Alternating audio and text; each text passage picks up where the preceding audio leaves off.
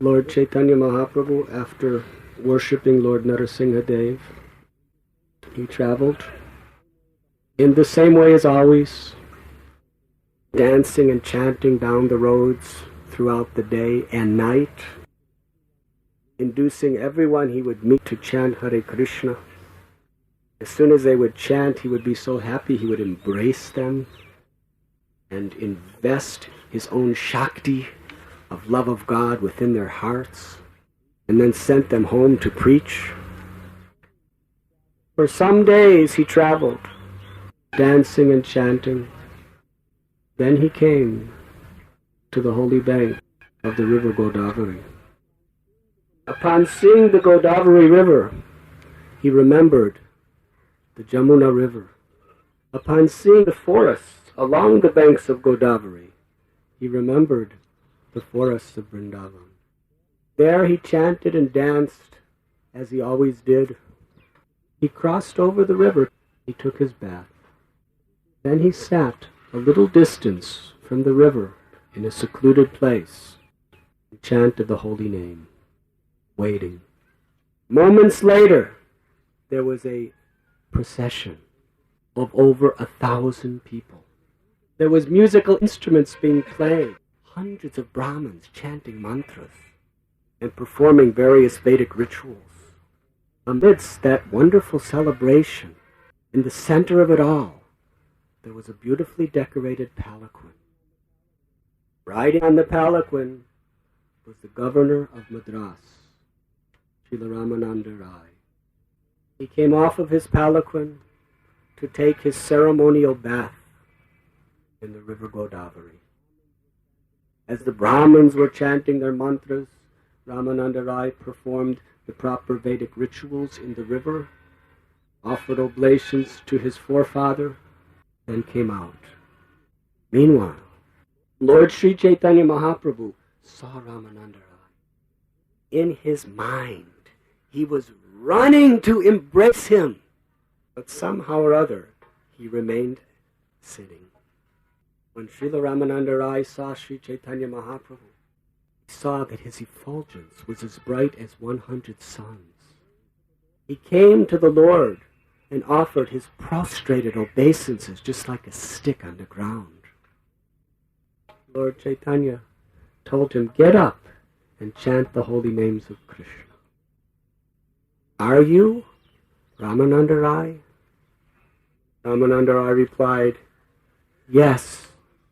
I am your very low servant. I am from the Sudra community. Please note, this is the nature of a great personality. An ordinary man wants himself to be introduced as something very special and great. Actually, Ramananda Rai was on the highest level of pure devotional service. He was in a very high prestigious position of government. Thousands of people worshiping him, riding on a palanquin. This was his duty. But in his heart he was revealing himself. I am your very low servant coming from the Sudra community. Lord Chaitanya Mahaprabhu then embraced him.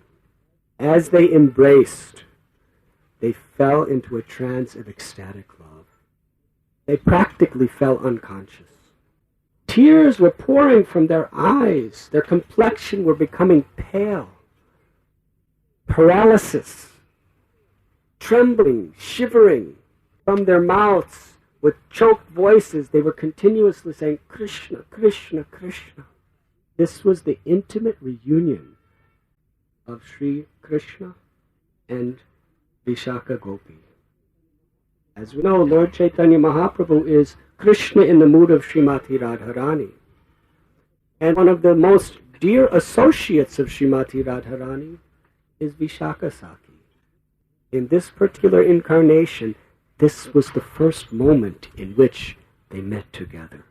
What was the intimacy of the ecstatic love they shared between each other? We will never know, but we can hear it and try to become purified through this process. As they embraced, They were exhibiting such ecstatic symptoms of love, they would fall down and become unconscious, then again become conscious and exhibit all kinds of different transformations of divine love. The Brahmins, who were ritualistic by nature, they were struck with wonder.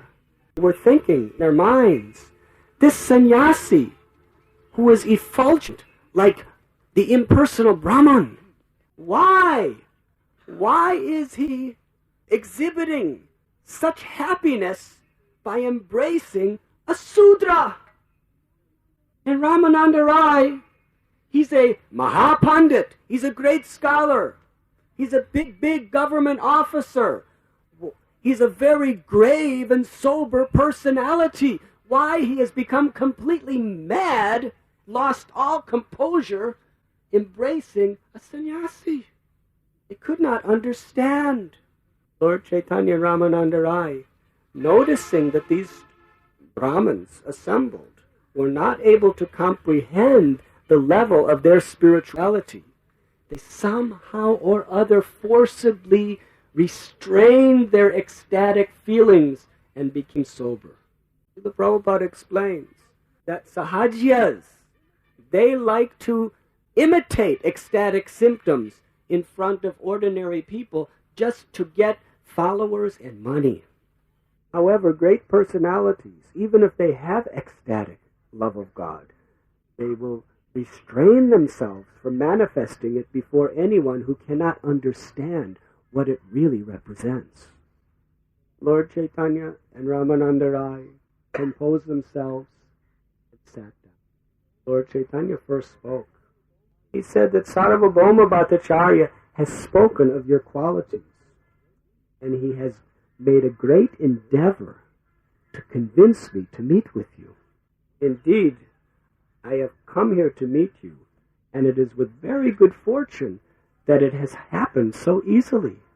Srila Ramananda Rai replied that Sarvabhauma Bhattacharya has indeed accepted me as his servant, and therefore he is very, very merciful to me to send you here to deliver me.